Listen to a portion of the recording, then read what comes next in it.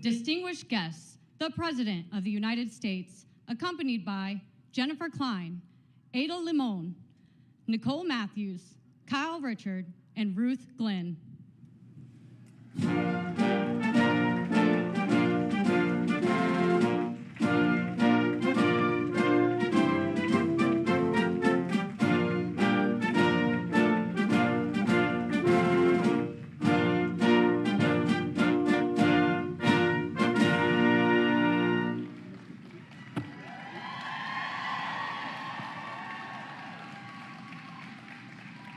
Good evening, everyone.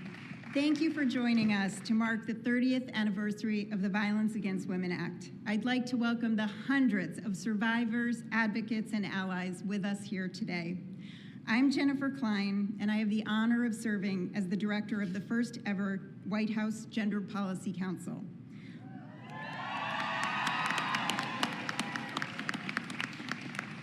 While there is still so much to do to end gender-based violence, today we reflect on the progress we've made over the last 30 years. When people were still whispering about domestic violence, then Senator Biden started a national conversation. He gave survivors a microphone they never had before, and he listened, and he forced others to listen. He stood up for women and girls, as he always has and always does. Alongside courageous survivors and advocates, he forced the country to face what it had ignored for far too long. The Violence Against Women Act fundamentally transformed our nation's laws and culture. President Biden, with all of you, has worked to strengthen this law ever since. And this president, vice president,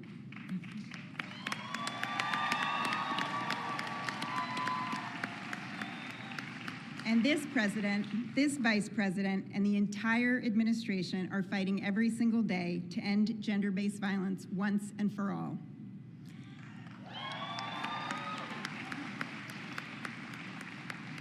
Now, I have the great honor of introducing the first of our incredible speakers, our nation's poet laureate, Ada Limon.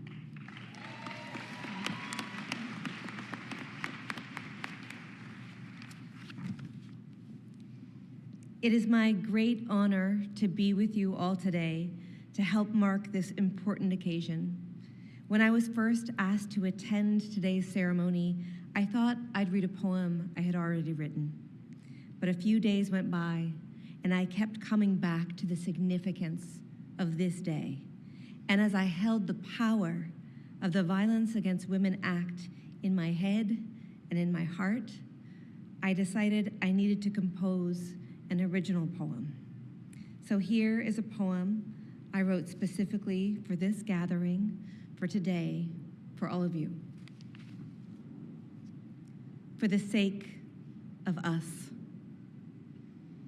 Out of the burst of air that is breath caught and breath returned, out of cloud cover, out of clover leaf and glue, out of private disasters and the spinning webs of fall's wind, what is woven, what is brilliantly designed to hold our own bright selfhood, comes into focus. Out of break and bonding, out of new shoots of blossoms and the outline of fallen leaves, out of one voice calling and more voices echoing, out of who we are erased of unease, only the original tender thing, out of our own groundedness that is not unfounded, but of this earth, the planet's signal that blinks, you belong. You belong. Yes, you too belong. Out of this comes our own sovereignty, a sanctity that is not ceremonial, but true. For each of us must stand in the arms of the rough world and trust it wants us here, wants to carry us safely, wants our inner wilderness the way it wants the trees, wants the growling self and the soft self, wants the body and what's beneath, wants us all to be allowed to breathe. Thank you.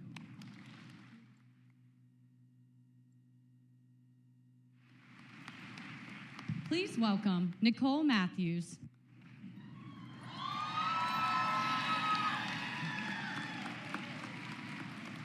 Buju and Dinawe Maganang, Nicole Matthews Jaganashimang, Manidu Beneshi Koyendago, Migazian Dodame, Gawa Babaganakag in Dunjaba.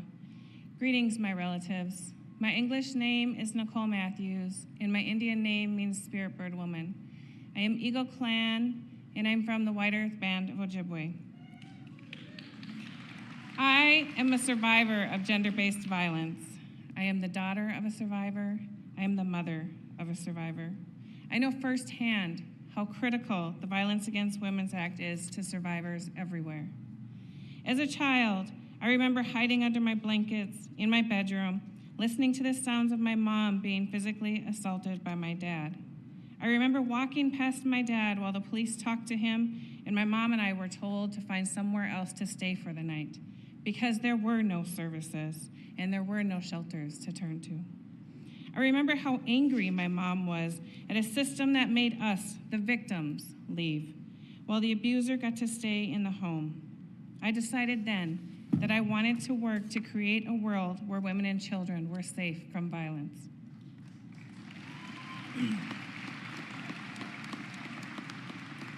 Today, I'm the executive director of the Minnesota Indian Women's Sexual Assault Coalition. One of the very first tribal coalitions funded by the Violence Against Women's Act in 2001. I have been with the coalition since its inception, and thanks to VAWA, I've seen incredible changes over the years. I worked alongside our tribal coalition relatives to dream about what safety looks like for our tribal communities, and together, we have helped make those dreams a reality. Because of this historic bill, we now have special tribal criminal jurisdiction over non-Indian offenders. This helps to keep Native women and children safe. We now have protections for our LGBTQ two-spirit relatives. We have programs for transitional housing, shelter, and to address trafficking. We have tribal and culturally specific sexual assault services and legal services for victims, programs for immigrants, and for our relatives in the U.S. territories, not to mention our tribal set-aside. All that and so much more. I think back to that moment with my mom all those years ago, and although she is now in the spirit world, I know we're gonna be okay. There are a lot of people out there that have our back, including one of our greatest champions, President Biden.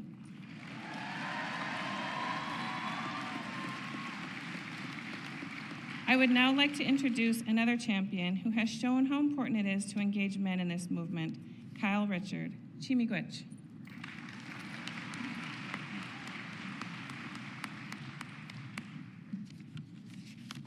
Hi, everyone. My name is Kyle Richard, and it's an honor to be with you this afternoon. When I was a college football player, I attended a party with my friends. We unfortunately came across a young man clearly trying to take advantage of a young woman. We did the only thing that felt right in the moment. We intervened. While trying to confront and remove the perpetrator, I was shot twice. But I'm still here.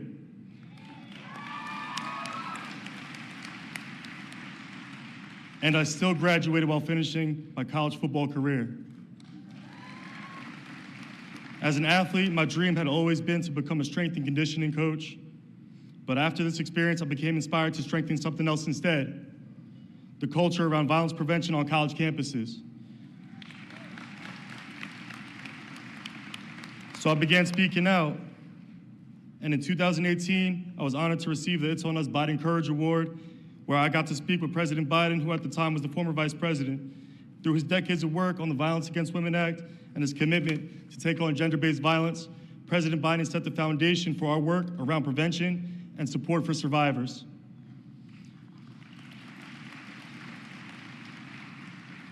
Now, as a professional, I'm back with It's On Us. I lead our work to engage men in the fight to end gender-based violence. And next week, our organization is celebrating our 10th anniversary.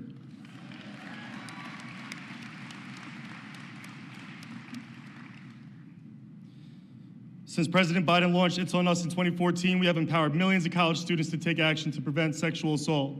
Seeing our student chapters at work brings me so much hope for the progress we can and must make in our college communities. So, to President Biden, thank you for showing people like me that we do have a role in preventing violence, that we need to empower my generation and our future leaders to continue fighting this fight. Now, it's my honor to introduce Ruth Glenn, a trailblazer and a hero who's been fighting this fight for decades. Thank you. Thank you, Kyle. I'm going to hug you. Thank you. Of course. Thank you so much.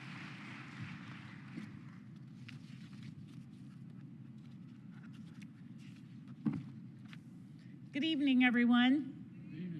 Good evening, everyone. Good evening. Thank you. What a powerful moment this is for all of us. Today, we stand together to celebrate 30 years of progress, perseverance, and profound change. My name is Ruth Glenn, and I am the president of Survivor Justice Action. As someone who survived domestic violence before the Violence Against Women Act was passed, I know all too well the struggles that so many survivors faced in silence, myself included. In 1992, I was shot by my abusive husband, and I had no federal protections to turn to. The resources and coordinated community responses we now rely on did not exist at that time. I often wonder how different things could have been for me and for my son had VAWA been in place at that time. But like so many survivors, I have found strength by doing the work so that others would not have to experience what I did. Thanks to President Biden and VAWA, survivors today have more support, protection, and opportunities for safety and justice than ever before.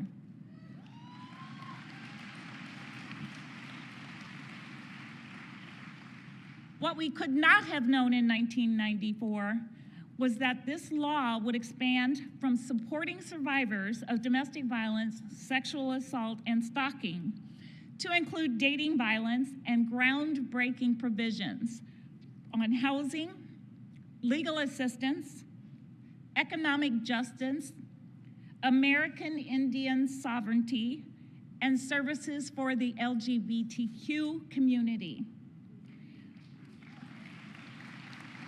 We've gone further than we could have ever imagined.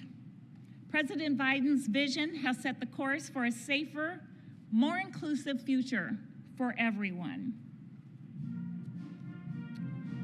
I want to take a moment to acknowledge the survivors and advocates who came before us and those who are with us today, including those behind me.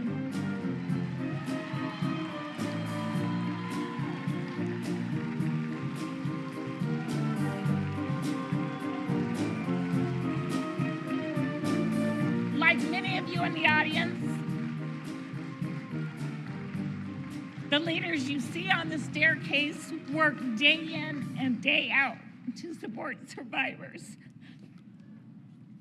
in communities all across the nation. Their courage and dedication help push our entire movement forward.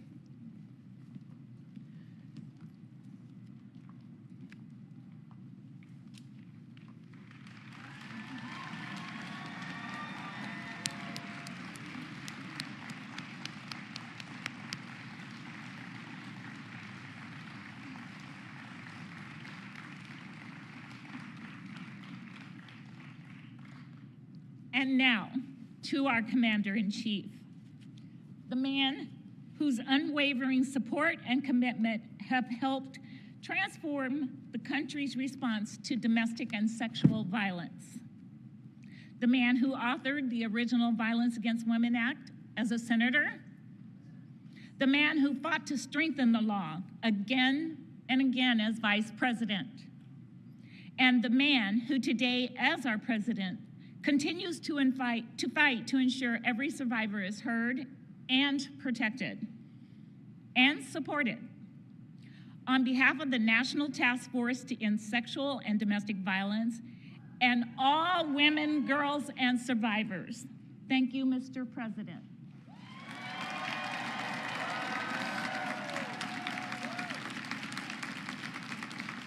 And now, it is my profound honor to introduce the man, the leader, who has championed this fight for over 3 decades. Ladies and gentlemen, please join me in welcoming the President of the United States, Joe Biden.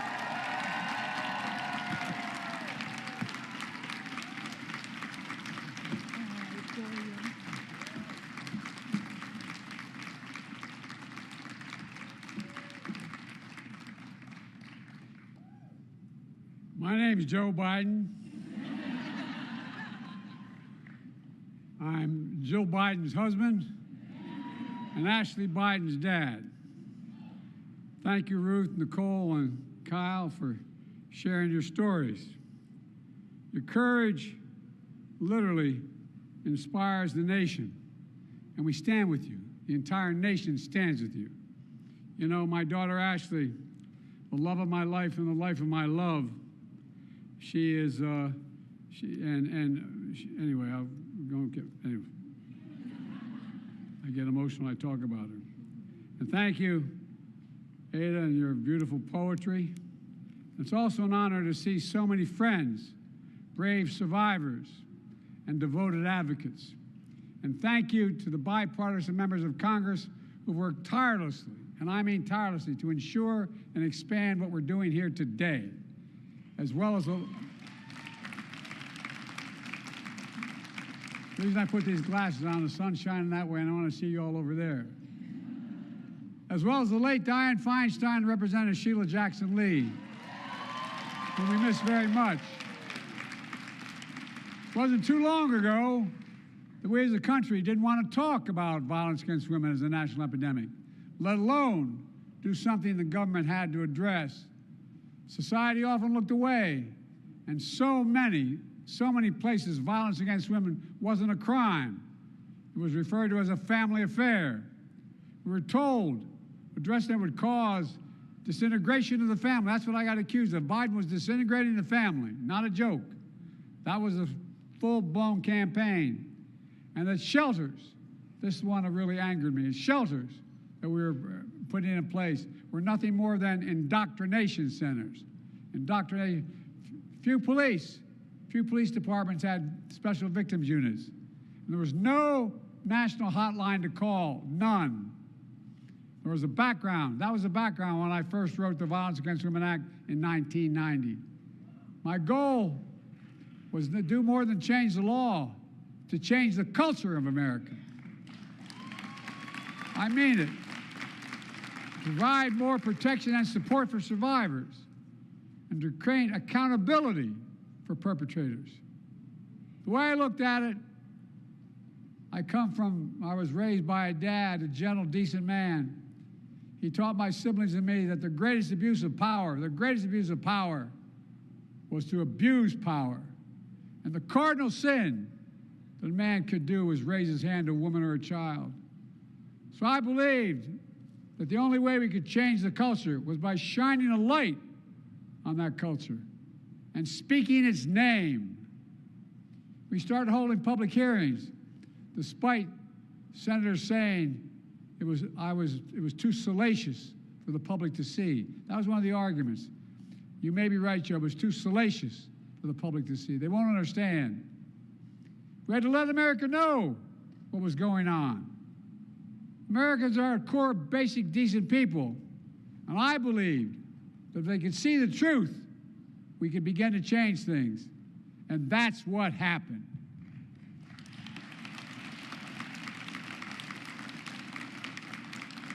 The Violence Against Women Act broke the dam of congressional and cultural resistance brought this hidden epidemic out of the shadows and began to shift the legal and social burdens away from the survivors onto the perpetrators where they belonged.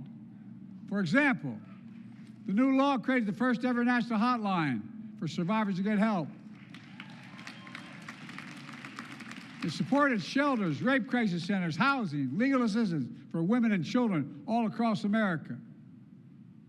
And the law helped train police officers and advocates and prosecutors and judges and court personnel to make our entire system more fair and responsible to the needs of survivors. And over the last 30 years, every time we've reauthorized that law, when I was a senator, when I was vice president, when I was president, we've strengthened it. We've broadened the laws, domestic violence protection, to including dating violence, and to better support survivors of stalking and sexual assault. We expanded services to protect immigrants, communities of color, rural communities, tribal lands, LGBTQ survivors, and to create a new program to end the backlog of rape kits. Instead of prevention programs in every state, we secured historic funding to increase so much more. Since we passed VAWA, according to the Department of Justice, between 1993 and 2022, annual rates of domestic violence have dropped by almost 70%.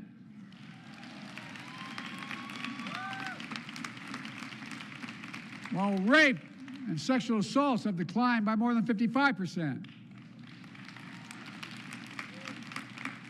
And our first ever domestic violence hotline has received over 7 million calls since 1996. It matters. It saves lives. Being able to pick up that phone and call. I remember the first time I listened in. I can hear him. I can see him. He's coming. Please, send somebody. Please, please, please. You know, there's always more to do.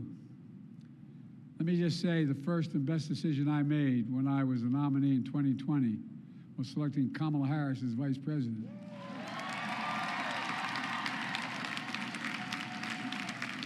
Not a political statement, it's a factual statement. A former district attorney, attorney general, U.S. senator who prosecuted and stood up to sexual violence offenders her entire career. You can't say that about my predecessor. Kamala and I have also taken steps beyond this law to address violence against women. We know that during the pandemic, and you know it as well, domestic violence increased. That's why, through our American Rescue Plan, I directed $1 billion in supplemental funding to ensure survivors trapped in bad situations could get the support, including safe housing. We also passed the most significant gun safety law in 30 years that narrowed the so-called boyfriend loophole to include dating partners convicted of abuse who say they could not own a firearm. What a fight that was, but we won it. I signed a bipartisan bill, then was known as forced arbitration. Remember that? We hire you if, in fact, anything happens, you has to go to arbitration, you can't go to court. Prevented survivors of abuse and harassment in the workplace from getting their day in court. We ended that.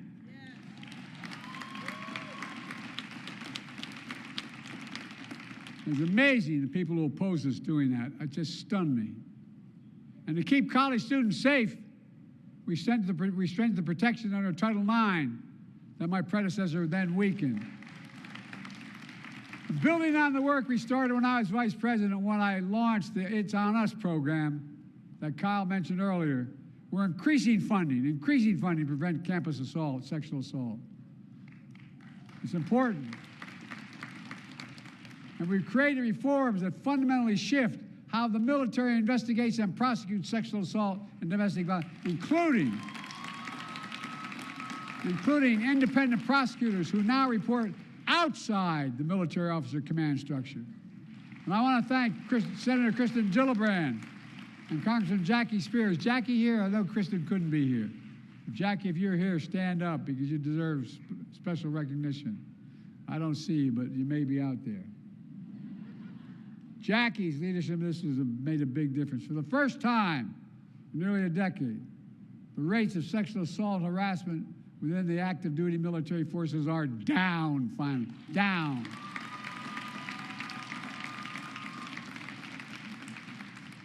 Kamala and I also continue to stand with women and girls worldwide who are facing violence and demand basic human rights.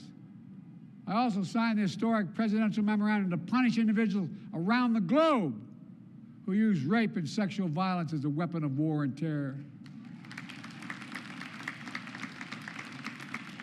And we continue to condemn Russia for its widespread violent sexual assaults in Ukraine.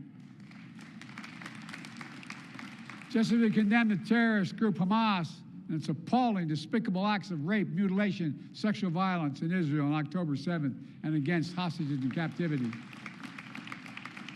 Silence and denial can hide much, but it can erase nothing. Nothing. Some injuries are so heinous, so horrific, so grievous, they can't be buried, no matter how hard people try. And today, I'm proud to announce the new significant actions. A record of nearly $700 million in grants this year alone to more than 40 VAWA-funded programs in states, tribal communities across the country, $700 million.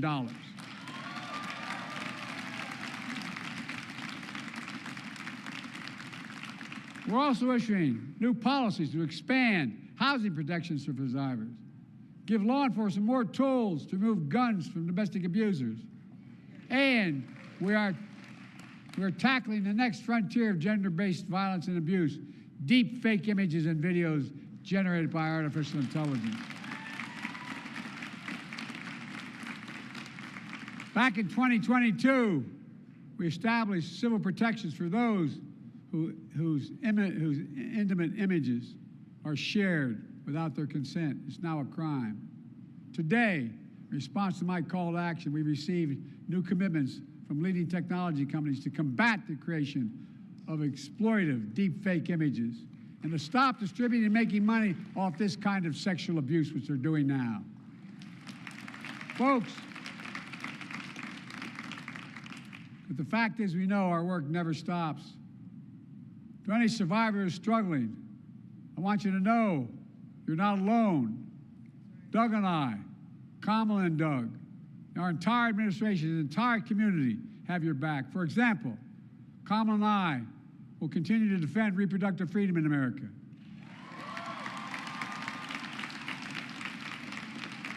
My predecessor is proud that he put justice in the Supreme Court to overturn Roe v. Wade. As a result, Republicans are criminalizing doctors, denying IVF treatment, turning women away from emergency rooms, and forcing survivors of rape and incest to leave their states to get care. It is outrageous. In its decision to overturn Roe v. Wade, the Supreme Court majority wrote, and I quote, "Women are not without electoral or political power," end of quote. No kidding. No kidding. Talk about out of touch.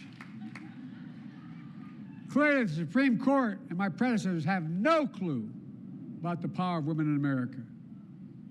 Let me close with this.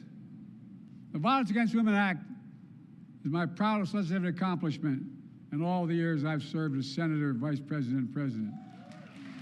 I mean that from the bottom of my heart.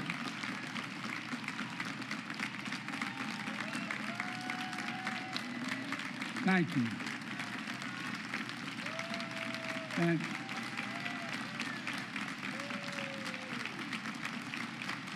I'm so proud, so grateful for the heroes I've met along the way, standing up here in these Capitol steps. We're here today and across the country. Women and men who run shelters and rape crisis centers, fighters and allies who stand up to industry titans to expose the truth, survivors who speak up for themselves and empower those suffering in silence. You've changed the nation. You've turned your pain into purpose. And your bravery and spirit are unbreakable.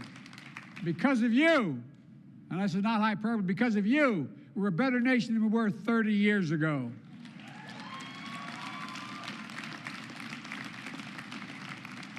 By the way, my daughter is a social worker in Philadelphia providing housing for abused women and those coming out of prison. She was going to be here today, but she's ill. She was going to introduce me.